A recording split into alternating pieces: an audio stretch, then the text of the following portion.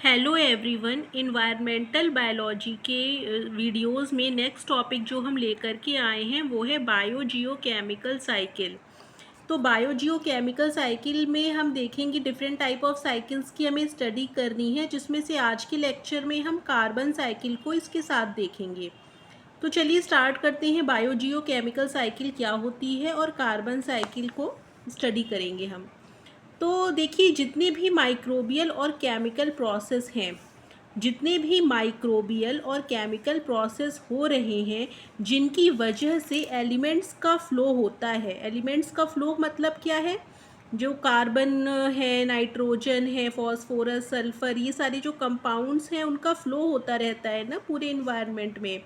तो फ़्लो मैंने देखिए लिखा हुआ है, किसके बीच में फ़्लो होता है? जो सेडिमेंट्स हैं। सेडिमेंट्स का मतलब उसमें सारे सेडिमेंट्स आ जाएंगे, जो डेड रिमेन्स होते हैं प्लांट एनिमल्स के, वो सब आ जाएंगे। ठीक है। इनऑर्गेनिक मटेरियल मतलब इसमें आपके जितने भी मिनरल्स हैं वो सारे आ जाएंगे। ठीक है। वाटर और एटमॉस्फेयर। तो सेडिमेंट्स हो गए, वाटर हो गया, एटमॉस्फेयर हो गया, इन तीनों जगहों पे जो न्यूट्रिएंट का फ्लो करवा रहे हैं, न्यूट्रिएंट का फ्लो कौन करवा रहे हैं? जितने भी केमिकल और माइक्रोबियल प्रोसेस हो रहे हैं इन्वायरमेंट में, वही क्या कहलाते हैं? Biogeochemical cycle. तो बायोजियोकेमिकल में देखिए, बायो का मतलब क्या है? यहाँ पे आपकी माइक्रोबियल एक्टिविटी, केमिकल मतलब केमिकल एक्टिविटी। साइकिल का क्या मतलब है? जो बायोलॉजिकल और केमिकल एक्टिविटी से न्यूट्रिएंट्स की साइकिल चल रही है। साइकिल किसके किसके बीच में घूम रही है? सेडिमेंट्स, वाटर और एटमॉस्फेयर के बीच में। यही आपकी बायोजियोकेमिकल साइकिल है। तो ये आप इसको इस तरीके से डिफाइन कर सकते हैं। ठीक है। इन सबको मिला के बायोजियोकेमिकल साइकिल बन रहा है। तो आई थिंक आप लोग ये जो भी डेफिनेशन है वो लिख लेंगे इजीली, कोई दिक्कत नहीं होगी। अब हम देखिए कार्बन साइकिल को डिस्कस करेंगे। तो कार्बन साइकिल में कुछ पॉइंट्स हैं, मैंने यहाँ पे उसको समराइज़ करके लिखने की कोशिश की गई है, आप उसको डिटेल में लिखेंगे कॉपी में। तो कार्बन साइकिल में देखिए, सबसे पहला पॉइंट ये है कि जो इन्वायरमेंट में कार्बन होता है वो या तो रिड्यूस्ड फॉर्म में होता है या ऑक्सीडाइज्ड फॉर्म में होता है। ठीक है। इन दोनों के अलावा किसी और फॉर्म में होता नहीं है। तो रिड्यूस्ड फॉर्म में आपका क्या आ जाता है? ऑर्गेनिक मैटर आ जाता है। ऑर्गेनिक मैटर का मतलब क्या हो गया? कार्बोहाइड्रेट हो गए, प्रोटीन्स हो गए, फैट्स हो गए, जिनसे हमारी बॉडी बनी हुई है। तो ऑर्गेनिक मैटर जिससे हमारी बॉडी बनी है या जो हमारी सेल्स बनी हुई है, वो हमारा ऑर्गेनिक मैटर है, मतलब जो मेन कंपोनेंट है।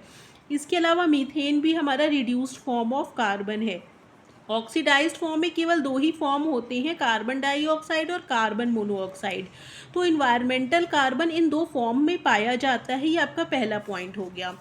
ठीक है। नेक्स्ट देखिए, जो प्लांट या माइक्रोब्स होते हैं, हमें पता है कि जो प्लांट होते हैं फोटोसिंथेसिस से CO2 का फिक्सेशन करते हैं, लेकिन इसके साथ साथ माइक्रोब्स के रोल को भी हम नज़रअंदाज नहीं कर सकते, क्योंकि 50% जो कार्बन डाइऑक्साइड का फिक्सेशन होता है, या कार्बन डाइऑक्साइड ऑर्गेनिक मैटर बनाता है, या कार्बन डाइऑक्साइड जो खाना बनाने का काम करता है फोटोसिंथेसिस में, वो हमारा माइक्रोब्स जो होते हैं वो भी 50% कॉन्ट्रीब्यूशन देते हैं। मतलब माइक्रोब्स भी CO2 के फिक्सेशन में 50% कॉन्ट्रीब्यूशन देते हैं बिसाइड प्लांट्स। ठीक है। तो अब जो माइक्रोब्स 50% कॉन्ट्रीब्यूशन दे रहे हैं, उसमें माइक्रोब्स किस किस तरीके के होते हैं? कुछ माइक्रोब्स ऐसे होते हैं जो ऑक्सीजन को यूटिलाइज करते हैं, कुछ नहीं करते हैं, उनकी बेसिस पे उनको ऑक्सीजनिक और एनऑक्सीजनिक कहा जाता है। कुछ माइक्रोब ऐसे होते हैं जो लाइट को यूज़ करते हैं, कुछ नहीं करते हैं, उनके बेसिस पे उनको फोटोट्रॉफ या कीमोट्रॉफ कहा जाता है। ठीक है। तो माइक्रो ऑर्गेनिज्म भी CO2 के फिक्सेशन में इम्पॉर्टेंट मतलब इनका रोल होता है। 50% कॉन्ट्रीब्यूशन होता है, CO2 को फिक्स करते हैं ऑर्गेनिक मैटर में। ठीक है। ऑर्गेनिक मैटर का मतलब क्या है? कार्बोहाइड्रेट, प्रोटीन, फैट, ये सब चीज़ें। ठीक है। अब देखिए, जो ऑर्गेनिक कार्बन होता है CO2 फिक्सेशन से तो बन गया, ठीक है, या जो CO2 फिक्सेशन से प्लांट ने बनाया या माइक्रो ऑर्गेनिज्म ने बनाया, CO कार्बन का फिक्सेशन करके, कार्बन डाइऑक्साइड का फिक्सेशन करके, तो एक बार बन जाने के बाद वो वापस से CO2 में कैसे कन्वर्ट होता है कार्बन, ये भी हमें जानना है। तो कार्बन जो हमारा ऑर्गेनिक कार्बन एक बार बन जाता है, तो वो एरोबिक रेस्पिरेशन की मदद से या एनारोबिक रेस्पिरेशन की मदद से, फर्मेंटेशन की मदद से वो कार्बन डाइऑक्साइड में कन्वर्ट हो जाता है। ठीक है। तो रेस्पिरेशन से कार्बन डाइऑक्साइड बनता है, फर्मेंटेशन में भी CO2 बनता है, तो वापस से CO2 हमें मिल जाता है। ठीक है। उसकी मतलब रिसाइकिल हो जाता है कार्बन डाइऑक्साइड, जो कि फॉर्म हुआ था ऑर्गेनिक कंपोनेंट्स के फॉर्म में, वो दोबारा से रिलीज हो गया वहाँ से। ठीक है। तो ये इस तरीके से एक साइकिल के फॉर्म में बन जाता है।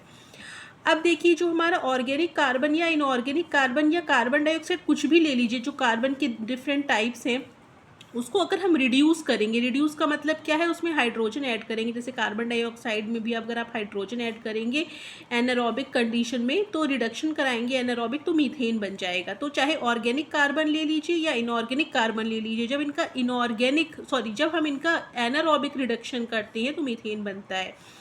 ये एनारोबिक रिडक्शन में कह रही हूँ। एनारोबिक आप रेस्पिरेशन मत समझिएगा कि रेस्पिरेशन में तो कार्बन डाइऑक्साइड बन रहा था, एनारोबिक रिडक्शन कराएंगे तो इन सभी चीज़ों से मीथेन बन जाता है। अब ये जो मीथेन बनने की प्रोसेस में जो 2% पार्ट है कन्वर्जन का, माइक्रोब्स जो करते हैं, उसमें 2% कन्वर्जन तो आर्किया ही करता है। अगर हम माइक्रो ऑर्गेनिज्म को मान लें कि पूरा कन्वर्जन हो रहा है, तो 2% कन्वर्जन आर्किया भी करवाते हैं। ऐसी बात नहीं कि हम उनके रोल को भी देख ना पाएँ, ठीक है। तो 2% जो कन्वर्जन है आर्किया करते हैं, जिनको हम मीथेनोजेंस कहते हैं। जो मीथेन बनाएगा उसको मीथेनोजन कहेंगे। अब आर्किया करते क्या हैं, चाहे वो CO2 या H2 को मिला करके, या ऑर्गेनिक मैटर की मदद से, या एसीटेट को क्या किस में कन्वर्ट करते हैं, मीथेन में। देखिए ऑर्गेनिक मैटर हो गया, एसीटेट के फॉर्म में हो गया, या कार्बन डाइऑक्साइड के फॉर्म में अगर कार्बन है तो उसको वो मीथेन में कन्वर्ट कर देते हैं। ये मीथेन में कन्वर्जन होता कहाँ है, अगर हम वाटर की बात करें, इनसाइड वाटर, तो वाटर में जो ऊपर वाली जोन होती है, जैसे मान लीजिए कोई वाटर बॉडी है, तो वाटर बॉडी में ऊपर की जो जोन होती है उसमें ऑक्सीजन प्रेजेंट होगा, क्योंकि ऑक्सीजन बाहर से आ रहा है। लेकिन जो नीचे वाली लेयर्स होगी उसमें ऑक्सीजन प्रेजेंट नहीं होगा। तो वाटर के इनसाइड में होती है एनॉक्सिक जोन और ऊपर होती है ऑक्सिक जोन। ये ऑक्सिक अगर हम कह देंगे तो नीचे वाली एनॉक्सिक जोन होती है। तो एनॉक्सिक जोन जो है उसमें हाइड्रोजन भी प्रेजेंट होता है, और क्या बनाता है वहाँ पे, जो हमारे मीथेनोजेंस हैं या आर्किया हैं, वो क्या बनाते हैं, मीथेन बनाते हैं, ठीक है। उसके बाद यहाँ मीथेन बनने के बाद वो धीरे धीरे ऊपर की तरफ निकलता है। ऊपर की तरफ निकलता है तो ये ऑक्सिक जोन की जब कांटेक्ट में आता है तो उसका कुछ मीथेन का ऑक्सीडेशन हो जाता है, और कुछ मीथेन जो है सीधे एटमॉस्फेयर में निकल जाता है, ठीक है। मतलब एनॉक्सिक जोन में मीथेन जब बनता है तो कुछ मीथेन स्केप कर जाता है, और कुछ मीथेन को ये ऑक्सिक जोन में पाए जाने वाले मिथाइलोट्रॉपिक प्रोटियोबैक्टीरिया या कुछ ग्राम नेगेटिव एसिडोफाइल्स हैं, वो ऑक्सीडाइज कर देते हैं। अब मीथेन का ऑक्सीडेशन होगा तो बनेगा क्या, कार्बन डाइऑक्साइड बनेगा, ठीक है। किसी भी चीज़ को कि कोई भी रिड्यूस्ड फॉर्म है उसको ऑक्सीडाइज कर दें अगर, तो क्या होगा, कार्बन डाइऑक्साइड ही तो बनेगा, ऑक्सीजन उसके साथ जुड़ जाएगी।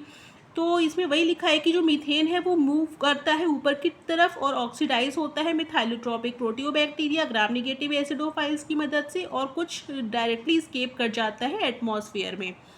तो ये सारी चीज़ें आपकी कार्बन साइकिल में आती हैं। इसको साइकिल के फॉर्म में भी हम बना के भी दिखाएंगे, लेकिन आप देख लीजिए कि मीथेन गैस के सोर्सेज कहाँ कहाँ पाए जाते हैं। राइस फील्ड हो गया, रूमिनेंट एनिमल्स हो गए, coal mines, sewage treatment plants, marshes या लैंडफिल्स, ये सब मीथेन गैस के सोर्स हैं जहाँ पे मिथाइलोट्रॉपिक बैक्टीरिया पाए जाते हैं, आर्किया भी पाए जाते हैं। अब देखिए एक साइकिल के फॉर्म में अगर आप इसको बनाएंगे तो कैसे बनाएंगे, आप लिख लीजिए CO2, ऑर्गेनिक मैटर और फिर से CO2, ठीक है।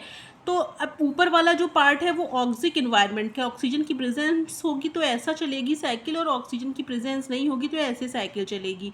और इसमें आपको ये मीथेन के साथ भी इसको रिलेट कराना है। तो आप देखिए सबसे पहले क्या है, अगर ऑक्सीजन की प्रेजेंस है तो CO2 का फिक्सेशन होगा। ऑर्गेनिक मैटर में CO2 फिक्सेशन जिसको कहेंगे हम, जो माइक्रोब्स 50% करते हैं, 50% प्लांट करते हैं, तो CO2 का फिक्सेशन किया। फिक्सेशन करने के बाद हम लोग रिस्पायरेशन करते हैं तो उसमें CO2 निकलती है। तो ऑर्गेनिक मैटर रिस्पायरेशन के दौरान किस में कन्वर्ट हो जाता है, CO2। हमारी बॉडी में जो हमारा खाना खाते हैं हम, वो अल्टीमेटली किस में कन्वर्ट होता है, ग्लूकोज में। और ग्लूकोज का जब ऑक्सीडेशन होता है तो CO2 बनता है, जो हमारी बॉडी में होता है, मतलब रिस्पायरेशन के दौरान, ठीक है। तो आप इसको ऐसे लिख सकते हैं। अब क्या है एनॉक्सिक इन्वायरमेंट में, देखिए एनॉक्सिक इन्वायरमेंट में जो ऑर्गेनिक मैटर है वो एनारोबिक रेस्पिरेशन, क्योंकि यहाँ पे ऑक्सीजन प्रेजेंट नहीं है तो एनारोबिक रेस्पिरेशन होगा, लेकिन बनेगा तो क्या, CO2 ही। चाहे फर्मेंटेशन होगा तो भी CO2 बनेगा। और वापस से CO2 ऑर्गेनिक मैटर में कैसे कन्वर्ट होगा, ये भी कार्बन की फिक्सेशन से, ठीक है। कार्बन फिक्सेशन भी बैक्टीरिया करते हैं, तो इसको फिक्स कर देंगे अगर तो ऑर्गेनिक मैटर फिर से बन जाएगा ऑक्सीजन की एब्सेंस में भी।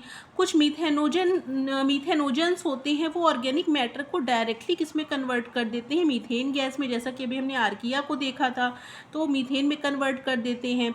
अब मीथेन में कन्वर्ट करने के बाद जो मीथेन होती है वापस से CO2 में कैसे कन्वर्ट होती है, एरोबिक एनारोबिक मीथेन ऑक्सीडेशन की हेल्प से इसको जब हम ऑक्सीडाइज कराएंगे तो फिर से एक CO2 में कन्वर्ट हो जाएगी, जो कि कुछ प्रोटियोबैक्टीरिया हमने देखा था करते हैं। प्रोटियोबैक्टीरिया जो होते हैं वो एनारोबिक ऑक्सीडेशन जो यहाँ पाए जाएंगे आपके ऊपर वाले जोन में, तो वो एनारोबिक ऑक्सीडेशन करेंगे मीथेन का और CO2 रिलीज करेंगी, और CO2 वापस डायरेक्टली भी मीथेन में कन्वर्ट होता है मीथेनोजेनेसिस की हेल्प से। तो सभी चीज़ों को आपस में रिलेट करके दिखाना है आपको। लिखना क्या है, CO2 ऑर्गेनिक मैटर CO2 और यहाँ CH4, और CH4 को भी CO2 के साथ लिंक करके दिखाना है, इसको इसके साथ दिखाना है, इसको इसके साथ। तो एरो पे क्या क्या लिखना है वो आपको पता चली जाएगा। ठीक है, तो ये आपको साइकिल बना लेनी होगी जिससे आपको समझ में आए कि क्या क्या चीज़ें क्या क्या प्रोसेस चल रही हैं। अब इसके बाद देखिए कार्बन साइकिल में 2 वर्ड्स दिए जाते हैं जिनसे 2 नंबर के क्वेश्चन भी पूछे जाते हैं। वो 2 वर्ड्स क्या क्या है, एक मिनरलाइजेशन है और एक इमोबिलाइजेशन है। तो मिनरलाइजेशन क्या होता है, जब भी ऑर्गेनिक मैटर डिकम्पोज होकर इनऑर्गेनिक कंपाउंड्स में कन्वर्ट होता है, मतलब ये मिनरल्स के फॉर्म में carbon, nitrogen, hydrogen, oxygen in सब के फॉर्म में कन्वर्ट होता है, तो इस प्रोसेस को मिनरलाइजेशन कहते हैं। तो मिनरलाइजेशन की डेफिनेशन ऑर्गेनिक मैटर का कन्वर्जन डिकम्पोजिशन के थ्रू इनऑर्गेनिक कंपाउंड में जो है मिनरलाइजेशन कहलाता है। अब इमोबिलाइजेशन क्या होता है, फिर जब यही जो हमारे फ्री इनऑर्गेनिक कंपाउंड्स हैं ये वापस से जब ऑर्गेनिक कंपोनेंट्स में कन्वर्ट हो जाते हैं या बायोमास में कन्वर्ट हो जाते हैं। हमारी बॉडी किस चीज़ से मिल करके बनी है, कार्बन, हाइड्रोजन, नाइट्रोजन, इन सबसे तो हमारी बॉडी मिल करके बनी है। तो हमारी बॉडी में बायोमास के फॉर्म में ये सारे एलिमेंट प्रेजेंट हैं। तो ये सारे एलिमेंट रिसाइकलिंग के लिए तो अवेलेबल है नहीं ना, क्योंकि हमारी बॉडी उनसे बनी हुई है, तो हमारी बॉडी में से झड़ झड़ के तो जा नहीं रहे हैं वो कहीं। तो ऐसे मिनरल्स जो बायोमास बना लिए हैं, ठीक है, कन्वर्ट हो गए हैं बायोमास में और न्यूट्रिएंट साइक्लिंग के लिए अवेलेबल नहीं है, वो इस प्रोसेस को हम क्या कहेंगे, इमोबिलाइजेशन। ठीक है, तो इमोबिलाइजेशन क्या हो गया, जब न्यूट्रिएंट्स बायोमास में कन्वर्ट हो जाते हैं तो वो न्यूट्रिएंट साइक्लिंग के लिए अवेलेबल नहीं होती है, उनकी इसी प्रोसेस को इमोबिलाइजेशन ऑफ मिनरल्स कहते हैं। ठीक है, तो ये आप कुछ डेफिनेशंस भी देख लीजिएगा 2 नंबर वाली, और ये कार्बन साइकिल आई थिंक आपको समझ में आ गई होगी। ठीक है, तो नेक्स्ट टॉपिक हम सल्फर और फॉस्फोरस साइकिल भी लेकर के आएंगे, लेकिन तब तक के लिए इसको देखिए। Thank you.